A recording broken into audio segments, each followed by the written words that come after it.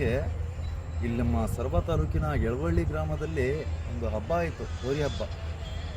ಆ ಹೋರಿ ಹಬ್ಬಕ್ಕೆ ನಾವು ಕೂಡ ಭಾಳ ಪ್ರೀತಿಯಿಂದ ಬೆಳೆಸಿದ್ದು ಏವಂಡನ ಹೋರಿ ತೊಗೊಂಡೋಗಿದ್ವಿ.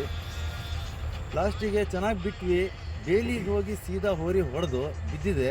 ಅದಕ್ಕೈತಲ್ಲ ಮೈಕಲ್ಲಿ ಹಿಂದ್ಗಡೆ ಕುತ್ಕೊಂಡು ನೀವು ಹೋರಿ ಕೈ ಹಾಕ್ಯಾನ ಅಂತ ಕೂಗ್ತೀರಾ. ನಿಮಗೆ ನಾಚಿಕೆ ಗೀಚಿಕೆ ಏನೂ ಬಂದಿಲ್ಲ ಸ್ವಾಮಿ. ಮ್ಯಾಲೆ ನಿಂತ್ಕೊಂಡು ನೋಡೋದೇ ನಿಮ್ಮ ಕೆಲಸ. ಅದು ನೋಡೋದು ನೋಡಿ ಹೇಳ್ಬೇಕು ನೀವು. ಹಾಂ, ಮತ್ತು ಇನ್ನೊಂದು ವಿಷಯ ಹೇಳ್ತೀನಿ. ಅಲ್ಲಿ ನಿಂತವ್ರು ನೀವು ಪೈಲ್ವಾನ್ರು ಹೋರಿ ಹೊಡ್ತಾ ಬಿದ್ದಿದೆ, ಸರಿಬೇಕು ಅನ್ನೋದು ಗೊತ್ತಿಲ್ಲ. 8-10 ಜನ ಕೆಳಗಡೆ ಬೀಳ್ತೀರಾ, ಅದ್ರ ಮೇಲೆ ಬೀಳ್ತೀರಾ. ಹಾಂ, ಬಸವಣ್ಣದಿದ್ರು ನಿಮಗೆ ಶಾಪ ತಟ್ಟಲ್ವಾ? ಅಲ್ಲ ಸ್ವಾಮಿ, ಒಂದು ನಿಮಿಷಕ್ಕೋಸ್ಕರ ಯೋಚನೆ ಮಾಡಿ.